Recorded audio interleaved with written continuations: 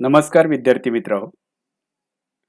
आज आपण अर्थशास्त्रातील बँकिंग घटकातील जे सर्वोच्च स्थान असणाऱ्या रिझर्व्ह बँक ऑफ इंडिया याच्याबद्दल माहिती पाहणार आहोत. या अगोदर तुम्ही जर माझ्या चॅनेलवर नवीन असाल तर सबस्क्रायबर बटनवर क्लिक करून त्याच्या समोर असलेल्या बेल आयकॉनवर क्लिक करा, जेणेकरून माझे नवनवीन व्हिडिओ तुमच्यापर्यंत पोहोचतील आणि तुम्ही या ज्ञानाचा फायदा घेऊ शकाल. चला तर मग आज भारतीय रिझर्व्ह बँक ऑफ इंडिया याच्याबद्दल माहिती पाहूया. या बँकेची स्थापना 1 एप्रिल 1935 रोजी करण्यात आलेली आहे. या बँकेविषयी आपणाला अशा पद्धतीने माहिती देता येईल की ही एक भारताची मध्यवर्ती बँक आहे. प्रत्येक देशामध्ये त्या देशासाठी एक मध्यवर्ती बँक असते. त्याचप्रमाणे भारताची ही एक मध्यवर्ती बँक आहे. मध्यवर्ती बँक असण्याचा सर्वाधिक जास्त फायदा म्हणजे वित्तीय नियंत्रण करता येते व देशाच्या अर्थव्यवस्थेला स्थैर्य प्राप्त करून देता येते. ही देशातील सर्वोच्च वित्तीय संस्था आहे. देशामध्ये याच्यापेक्षा मोठी वित्तीय संस्था नाही असं आपल्याला म्हणता येईल. ही सरकारच्या मालकीची आहे.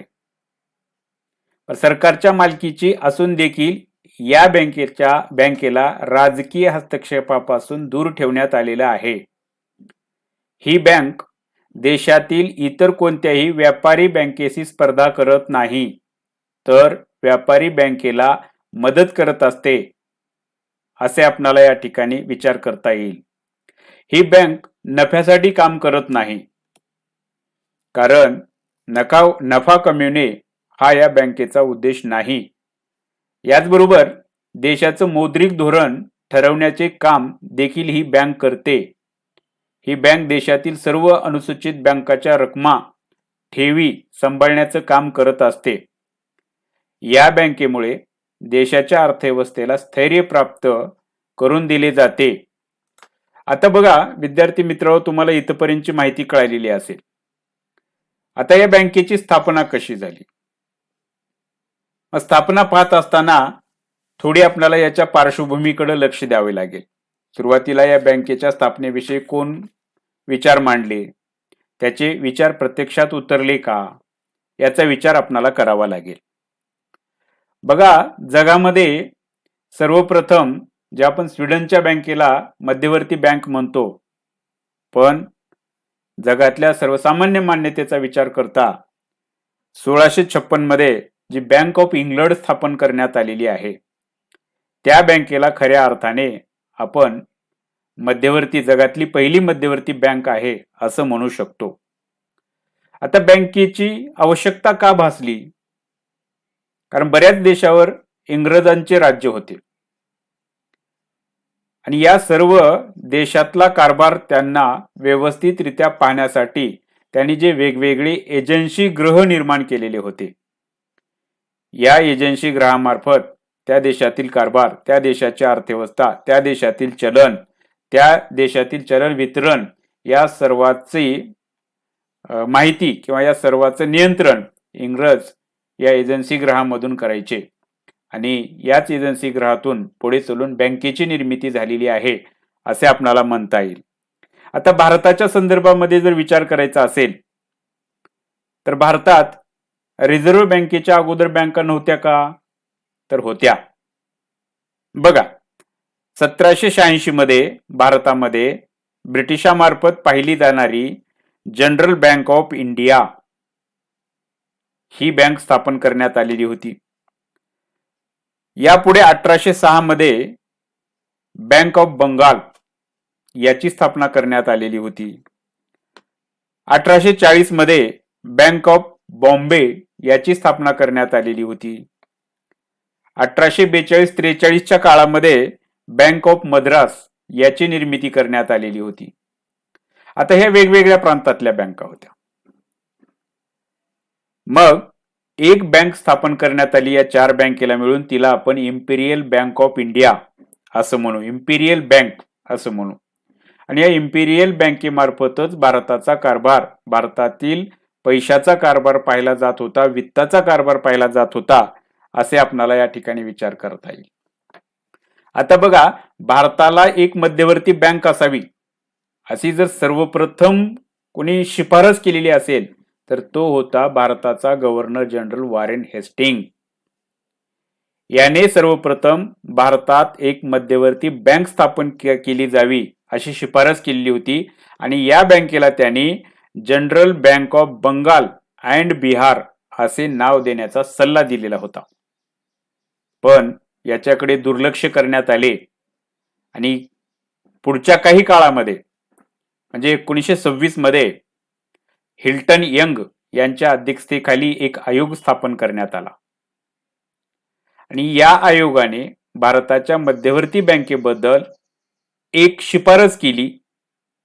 दी royal commission on Indian currency and finance असं या आयोगाचं नाव होतं आणि या आयोगामध्ये एक शिफारस करण्यात आली आणि ते काय म्हणतात बघा, देशासाठी एक स्वतंत्र अशी मध्यवर्ती बँक स्थापन करावे अशी शिफारस केली आणि या बँकेस रिझर्व्ह बँक ऑफ इंडिया असे म्हणावे अशी शिफारस केली. बघा, भारतामध्ये मध्यवर्ती बँकेला रिझर्व्ह बँक ऑफ इंडिया असं म्हणावं हे सर्वप्रथम हिल्टन यंग यांच्या अध्यक्षतेखाली स्थापन झालेल्या आयोगामध्ये 1926 मध्ये सांगण्यात आलेलं आहे. 1933 मध्ये भारतातल्या ब्रिटिशांच्या कारभारावर एक श्वेतपत्रिका मांडण्यात आली. आता खऱ्या अर्थाने इतिहासाचा भाग आहे. श्वेतपत्रिका का मांडण्यात आली? कारण पहिली गोलमेज परिषद, दुसरी गोलमेज परिषद आणि तिसरी गोलमेज परिषद या तिन्ही गोलमेज परिषदा अयशस्वी पार पडलेल्या होत्या. त्यामुळे ब्रिटिश सरकारने एक श्वेतपत्रिका जाहीर करण्याचे ठरवले आणि त्यानुसार ही जाहीर केली. मग या श्वेतपत्रिकेमध्ये काय होतं तर भारताच्या स्वातंत्र्याविषयी अनेक मत मांडलेले होते, पण त्याचबरोबर भारताला तोपर्यंत सत्ता देऊ नये जोपर्यंत भारतामध्ये एक मध्यवर्ती बँक स्थापन केली जात नाही. सविस्तर असे म्हणतात पाहते, मध्यवर्ती बँकेविषयी त्याने असे नमूद केलेले आहे की राजकीय हस्तक्षेपापासून मुक्त अशा मध्यवर्ती बँकेची स्थापना होऊन ती यशस्वीरित्या कार्यरत झाली की मगच भारतीयांच्या हातात मध्यवर्ती सरकारची सत्ता देणे शक्य होईल.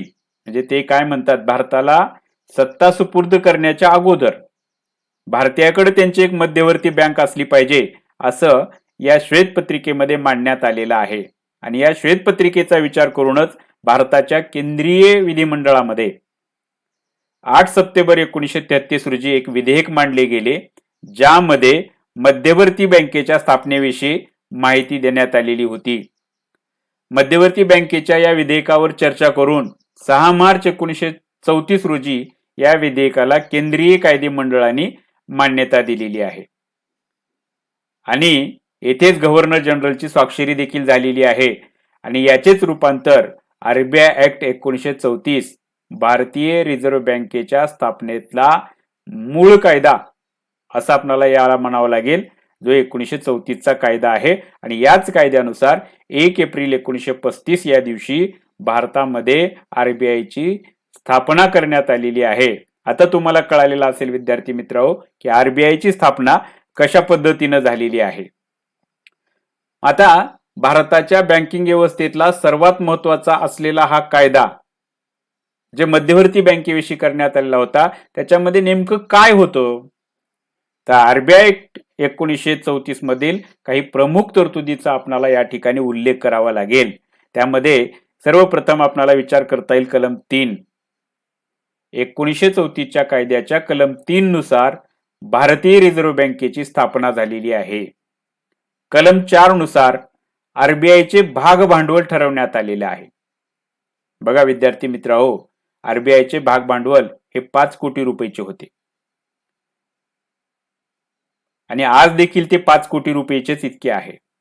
आता भाग भांडवल हे उभा करण्यात आलेलं होतं. त्यानंतर विनिमयाच्या ज्यावेळेस बँकेचं राष्ट्रीयकरण करण्यात आलं त्यावेळेस ते भाग भांडवल किती पटीने ते देण्यात आलेलं आहे याचा विचार आपण काही वेळामध्ये करणार आहोत. कलम 8 नुसार आरबीआय केंद्रीय बँक म्हणून कार्य करते. 1934च्या कायद्यातील कलम 8 ही केंद्रीय बँक म्हणून आरबीआय कार्य करत असते अशी तरतूद आहे. कलम 8 पोटकलम 1 ए नुसार भारत सरकारच्या आरबीआयचा जो गव्हर्नर असतो म्हणजे रिझर्व्ह बँकेच्या जो कार्यकारी प्रमुख असतो याची नेमणूक भारत सरकार करते असे कलम 8 मध्ये सांगण्यात आलेला आहे.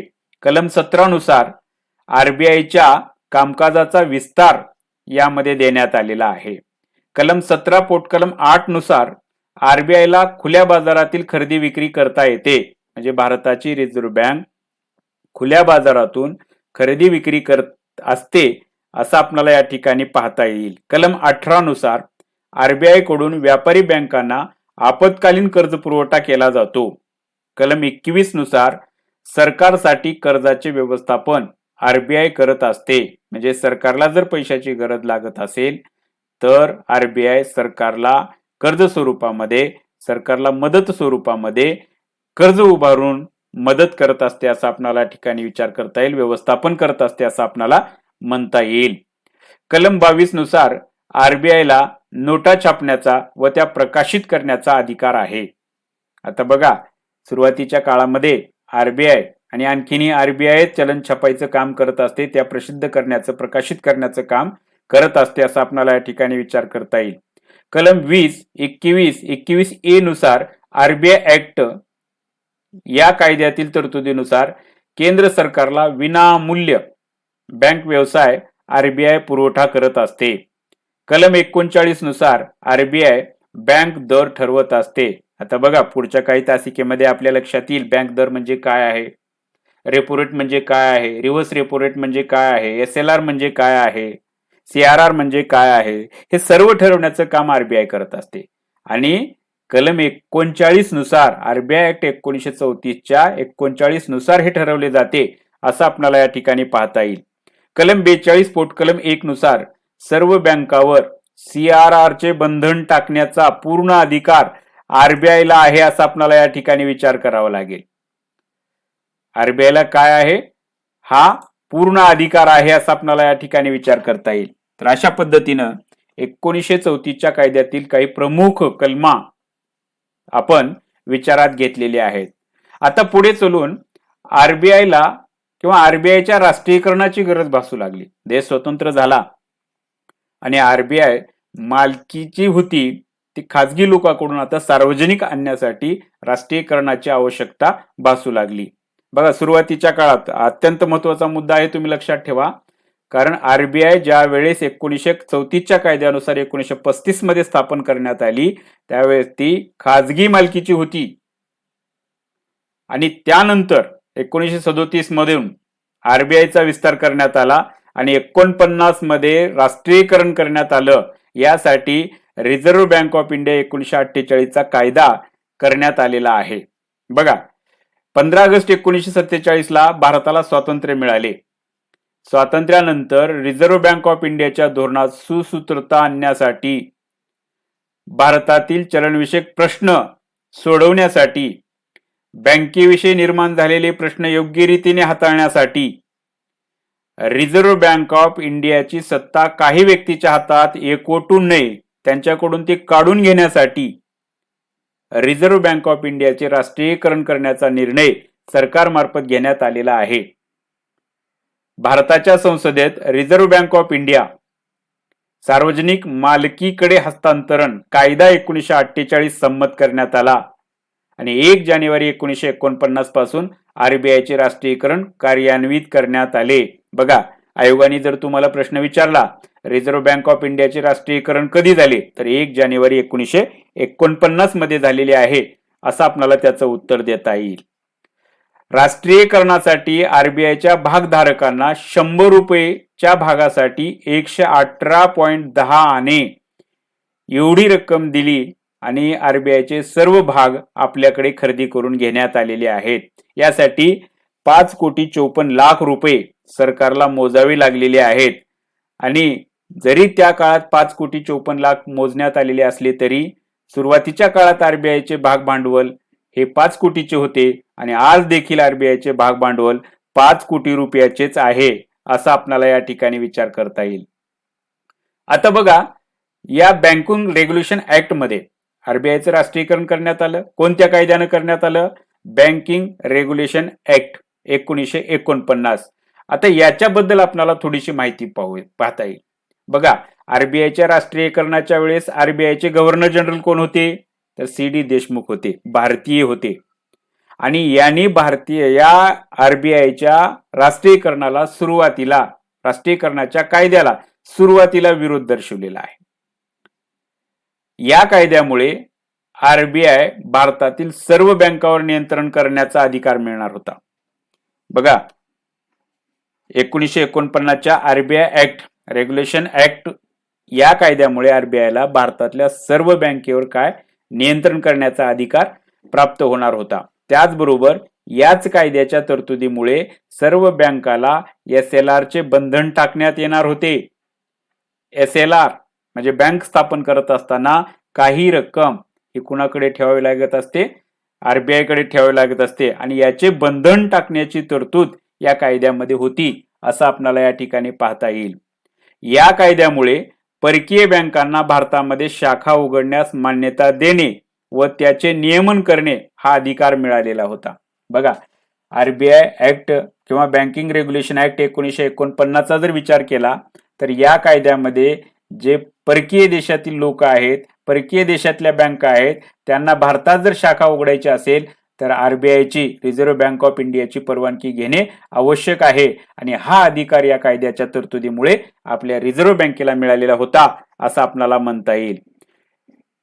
एखादी बँकेचे विलिनीकरण करायचं आहे, एखादी बँक दिवाळखोरमध्ये निघत आहे, एखादी बँकेची पुनर्रचना करायची आहे, या बाबतीतचे सर्व अधिकार या कायद्याच्या तरतुदीमुळे रिझर्व्ह बँक ऑफ इंडियाला मिळालेले होते. बघा, अलीकडच्या काळामध्ये बऱ्याच बँका विलिनीकरण केले जात आहेत. याला कुणाची परवानगी पाहिजे? आरबीआयची परवानगी पाहिजे. आता मोठ्या प्रमाणामध्ये 21व्या शतकामध्ये किंवा 2020च्या अगोदर 15 ते 20च्या दरम्यान अनेक बँका दिवाळखोरीमध्ये निघत आहेत. या दिवाळखोर बँकावर नियंत्रण मिळवण्याचं काम आरबीआयला जर कुठून मिळालेलं असेल तर बँकिंग रेग्युलेशन ऍक्ट 1949 यानुसार मिळालेली आहे असं आपल्याला या ठिकाणी विचार करता येईल. मग आता या बँक रेग्युलेशन ऍक्ट 1949 मध्ये काही प्रमुख तरतुदी देण्यात आलेल्या आहेत. त्या कोणकोणत्या आहेत याचा विचार आपल्याला खालील प्रमाणे करता येईल. बघा, कलम 22 नुसार आरबीआयच्या परवानगीशिवाय भारतात बँक व्यवसाय कोणीही कुठेही करू शकत नाही. बघा, कलम 22 किती महत्वाचा आहे. कोणताही व्यक्ती आरबीआयच्या परवानगीशिवाय बँक व्यवसाय करू शकत नाही. आणि जर हे 22वा कलम राहिलं नसतं तर काय झालं असतं? कोणीही बँक व्यवसायामध्ये गेला असतं, कोणीही कोणत्याही व्यक्तीचा पैसा डुबवून घेतला असता. मात्र बँक रेग्युलेशन ऍक्ट 1949 मधील तरतुदीनुसार कोणत्याही व्यक्तीला भारतात बँक व्यवसाय करता येणार नाही जर त्याला आरबीआयची परवानगी नसेल तर. कलम 23 नुसार बँकांना नवीन शाखा काढण्यासाठी तसेच शाखेची जागा बदलण्यासाठी रिझर्व्ह बँक ऑफ इंडियाची परवानगी घेणं गरजेचं आहे. बघा, बँक रेग्युलेशन ऍक्ट 1949 मधल्या कलम 23 नुसार एखाद्या बँकेची नवीन शाखा काढायची आहे तर ती शाखा काढण्यासाठी रिझर्व्ह बँक ऑफ इंडियाकडनं परवानगी मिळणं गरजेचं आहे. आता याला काही अपवाद आहेत. उदाहरणार्थ, एखाद्या शहरामधली शाखा त्या शहरामध्ये जर बदलायची असेल तर आरबीआयच्या परवानगीची गरज नाही. एखाद्या ग्रामीण भागामधली या शाखेची जागा बदलायची आहे, आरबीआयच्या परवानगीची गरज नाही. मात्र जर आरबीआयला नवीन शाखा, बँकेला जर नवीन शाखा काढायची असेल तर मात्र तुम्हाला काय आहे, या ठिकाणी आरबीआयची परवानगी घेणं गरजेचं आहे. कलम 35 नुसार आरबीआयला कोणत्याही बँकेचा जमा खर्च, लेखीविषयक कागदपत्र आणि बँकेच्या कार्यपद्धतीचे परीक्षण करण्याचा अधिकार आहे. बघा, कलम 35 अतिशय महत्वाची आहे. कोणतीही बँक असू द्या भारतामधली, त्या बँकेचा जमा खर्च पाहण्याचा अधिकार आरबीआयला आहे. त्या बँकेचे कोणतेही कागदपत्र तपासण्याचा अधिकार आरबीआयला आहे. त्या बँकेच्या कार्यपद्धतीचे, त्या बँकेच्या कामकाजाचे परीक्षण करण्याचा अधिकार हा काय आहे? आरबीआयला आहे आणि तो कुठून मिळालेला आहे? बँक रेग्युलेशन ऍक्ट 1949 नुसार मिळालेला आहे, असं आपल्याला या ठिकाणी विचार करता येईल. कलम 35A नुसार आरबीआय सर्व बँकांना आदेश देऊ शकते. 35A नुसार आरबीआयला आदेश कोण देऊ शकतं? सरकार. आता आरबीआयला सरकार आदेश देऊ शकतं का? आरबीआयने सरकारचा जर आदेश नाही पाळला तर काय होईल? मागील काही काळामध्ये आरबीआयच्या कलम 7 नुसार बँक रेग्युलेशन ऍक्ट 1949 किंवा 1934च्या कलम 7 नुसार भारत सरकार आणि आरबीआय मध्ये मोठ्या प्रमाणामध्ये वाद निर्माण झालेला आहे. जसे की विरल आचार्य यांनी एका ठिकाणी असं म्हटले की सरकारचा बँकेमध्ये, रिझर्व्ह बँक ऑफ इंडियामध्ये मोठ्या प्रमाणात हस्तक्षेप होत आहे आणि त्याला उत्तर देण्यासाठी भारताच्या अर्थमंत्र्यांनी सांगितले एनपीएला सर्वस्वी बँका जबाबदार आहेत. हा वाद काय आहे नेमका? पुढील काही तासिकेमध्ये आपण त्याचा विचार करणार आहोत. थोडक्यात काय सांगायचं आहे? सरकारचं आणि आरबीआयचं असं अलबेल काही चाललेलं आहे असं नाहीये, लक्षात घ्या. परंतु बँकेला आरबीआय आदेश देऊ शकतो आणि सर्व बँकांना तो आदेश बंधनकारक आहे. त्याचे पालन त्यांना करावेच लागते असं आपल्याला या ठिकाणी विचार करता येईल. आता हे झालं बँक. आता बँकेचं कार्यक्षेत्र काय आहे? भारतामध्ये आरबीआयचं स्थापन करण्यात आली, रिझर्व्ह बँक ऑफ इंडियाचं स्थापन करण्यात आली. मग स्थापन झाल्याच्या नंतर जेव्हा बँक म्हणून कार्य करेल त्यावेळेस तिचे कार्यक्षेत्र कुठं कुठं असणार आहे? सुरुवातीच्या काळामध्ये भारत, कारण स्थापना 1935 ची आहे, म्हणजे पाकिस्तान आपल्याकडेच होता. 1935 म्हटल्यावर ब्रह्मदेश आपल्याकडे होता. आता भारताच्या रिझर्व्ह बँक ऑफ इंडियाला पाकिस्तानचा कारभार पाहायचा होता, ब्रह्मदेशाचा कारभार पाहायचा होता. म्हणजे थोडक्यात काय, सुरुवातीच्या काळामध्ये या बँकेने मोठ्या प्रमाणात कार्यक्षेत्र निर्माण केलेली होती असं आपल्याला या ठिकाणी विचार करता येईल. ते कसे? खालील प्रमाणे पाहूया आपण. बघा, आरबीआय ही केंद्र सरकारची बँक म्हणून कार्य करते, केंद्र सरकारच्या मालकीची आहे. त्याचबरोबर प्रत्येक राज्यासोबत आरबीआयचा एक करार झालेला असतो आणि त्या करारामुळे ते राज्य सरकारची बँक असते. म्हणजे आरबीआयला केंद्र सरकारची बँक म्हणून काम करावी लागते, आरबीआयला राज्य सरकारची बँक म्हणून कार्य करावी लागते. आरबीआय भारत स्वातंत्र्य अगोदर ब्रह्मदेशाचा सुद्धा कारभार पाहत होती. 1935 मध्ये आरबीआयची स्थापना झाली. 1937 पर्यंत ब्रह्मदेश भारतामध्येच होता. 1937 मध्ये ब्रह्मदेश भारतापासून वेगळा झाल्यानंतर 5 जून 1942 पर्यंत ब्रह्मदेशाचे चलन नियंत्रित करण्याचे काम भारताच्या रिझर्व्ह बँक ऑफ इंडियाला करावे लागत असे. याशिवाय 31 मार्च 1947 पर्यंत आरबीआय ब्रह्मदेशाची बँक म्हणून कार्यरत होती. म्हणजे भारताची रिझर्व्ह बँक ऑफ इंडिया ही 31 मार्च 1947 पर्यंत काय होती? ब्रह्मदेशाची मध्यवर्ती बँक म्हणून कार्यरत होती. 15 ऑगस्ट 1947 ला भारत स्वतंत्र झाला, म्हणजे हिंदुस्थान स्वतंत्र झाला आणि हिंदुस्थानातून 2 देश बाहेर पडले, एक भारत आणि दुसरा पाकिस्तान. 15 ऑगस्ट 1947 पासून ते 30 जून 1948 पर्यंत पाकिस्तानची मध्यवर्ती बँक म्हणून भारताच्या आरबीआयलाच काम करावे लागलेले आहे. आता आरबीआयची रचना. आरबीआय मध्ये एक गव्हर्नर असतो, 4 डेप्युटी गव्हर्नर असतात, 16 संचालक आणि 4 स्थानिक मंडळ कार्यरत असतात. बघा, 4 स्थानिक मंडळाचा जर विचार करायचा असेल किंवा आरबीआयच्या शाखेचा जर विचार करायचा असेल तर भारतामध्ये मुंबई, दिल्ली, कलकत्ता आणि चेन्नई या 4 ठिकाणी याचे मुख्य कार्यालय आहेत असं आपल्याला या ठिकाणी विचार करावा लागेल. आता आरबीआयच्या मुख्य संरचनेमध्ये एक केंद्रीय संचालक मंडळ, 2 सहाय्यक संस्था, 4 स्थानिक मंडळी, 33 विभाग, 19 क्षेत्रीय कार्यालय, 9 उपकार्यालय कार्यरत असतात असं आपल्याला या ठिकाणी पाहावं लागेल. आता आरबीआय काही एकटी कार्यरत नाही, तर तिच्या काही संलग्न संस्था आहेत. म्हणून आरबीआयच्या संलग्न संस्था कोणकोणत्या आहेत याचा विचार आपल्याला या ठिकाणी करावा लागेल. आता आरबीआयची संलग्न संस्था असलेली एक नाबार्ड, जिला आपण national bank for agriculture and rural development असे म्हणतो. दुसरी आहे DIEGE deposit insurance and credit guarantee corporation. तिसरी आहे BRBNMPL भारतीय रिझर्व्ह बँक नोट मुद्रण प्रायव्हेट लिमिटेड. आणि तिसरी आहे नॅशनल हाऊसिंग बँक.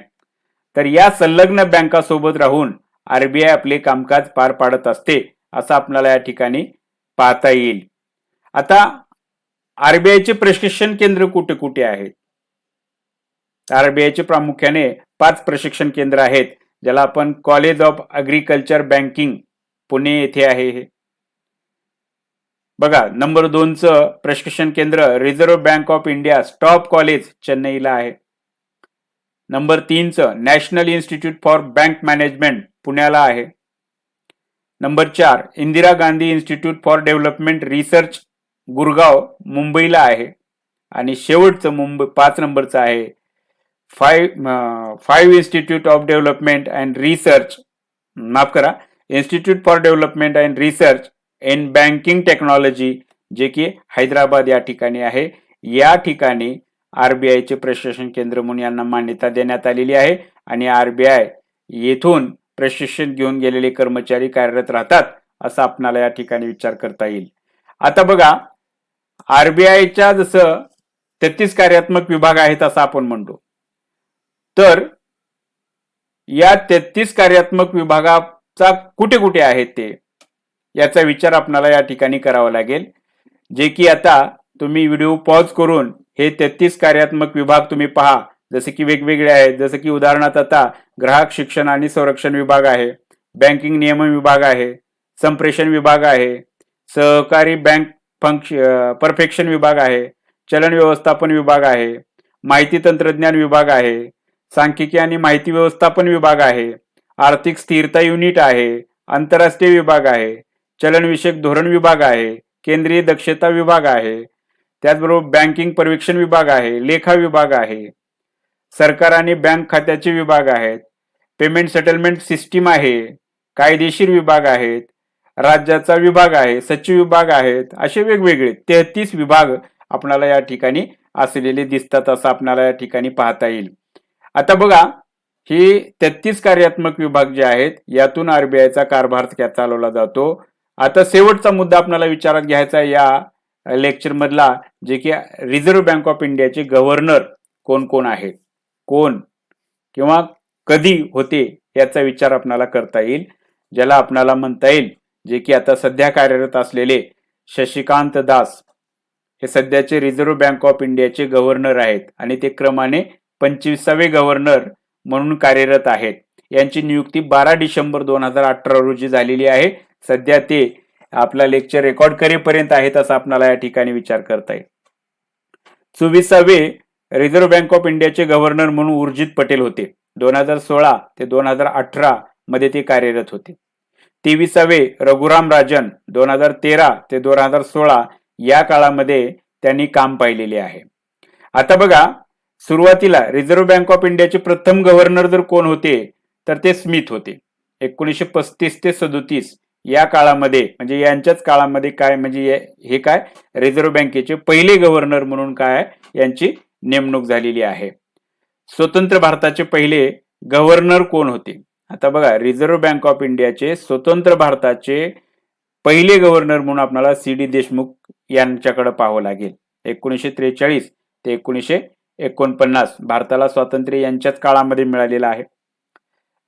त्याचबरोबर बँकिंग रेग्युलेशन ऍक्ट 1949 यांच्याच काळामध्ये झालेला आहे. रिझर्व्ह बँक ऑफ इंडियाचे जे राष्ट्रीयकरण झालेले आहे ते यांच्याच काळामध्ये झालेलं आहे. म्हणून CD देशमुख यांना अत्यंत महत्व आहे असं आपल्याला या ठिकाणी पाहता येईल. आता बघा, सर्वाधिक काळ आरबीआयचे गव्हर्नर म्हणून बेनेगल रामाराव यांनी काम पाहिलेलं आहे. 1949 ते 1957 या काळात त्यांनी काम पाहिलेले आहे. खऱ्या अर्थाने भारतीय राज्यघटनेमध्ये आरबीआयच्या गव्हर्नरचा कार्यकाल काय सांगण्यात आलेला आहे, माफ करा, आरबीआय कायद्यामध्ये कार्यकाल काय सांगण्यात आलेला आहे, तर कमीत कमी 3 वर्ष आणि जास्तीत जास्त 5 वर्षासाठी सरकार आरबीआयच्या गव्हर्नरची नेमणूक करत असतो. परंतु त्यांनी 49 ते 57 या वर्षात काम पाहिलेले आहेत, म्हणून यांना सर्वाधिक काळ आरबीआयचे गव्हर्नर म्हणून नेमण्यात आलेले आहे. आता बघा, लक्ष्मीकांत झा यांनी 1967 ते 1970 या काळात कार्य केलेले आहे. यांच्या काळात प्रथम 14 बँकाचे विलिनीकरण करण्यात आलेले आहे. म्हणजे 14 बँकाचं विलिनीकरण ज्या काळात चालू होतं त्या काळात रिझर्व्ह बँक ऑफ इंडियाचे गव्हर्नर कोण होते, तर लक्ष्मीकांत झा. आणि ज्या वेळेस 6 बँकाचं राष्ट्रीयकरण चालू होतं त्यावेळेस आय.जी. पटेल 1977 ते 1982 या काळामध्ये ते कार्यरत होते, असं आपल्याला या ठिकाणी विचार करता येईल. विद्यार्थी मित्रहो, रिझर्व्ह बँकेविषयी, रिझर्व्ह बँकेचे कार्यक्षेत्र, रिझर्व्ह बँक आणि रिझर्व्ह बँकेचे गव्हर्नर आणि 2 कायदे याच्याबद्दल या तासिकेमध्ये आपण माहिती घेतलेली आहे. पुन्हा एकदा मी सांगतो, तुम्ही जर नवीन असाल तर माझ्या चॅनेलला सबस्क्राईब करा आणि बेल आयकॉनवर क्लिक करून येणाऱ्या व्हिडिओला तुम्हाला पाहता येतील असं करा. धन्यवाद.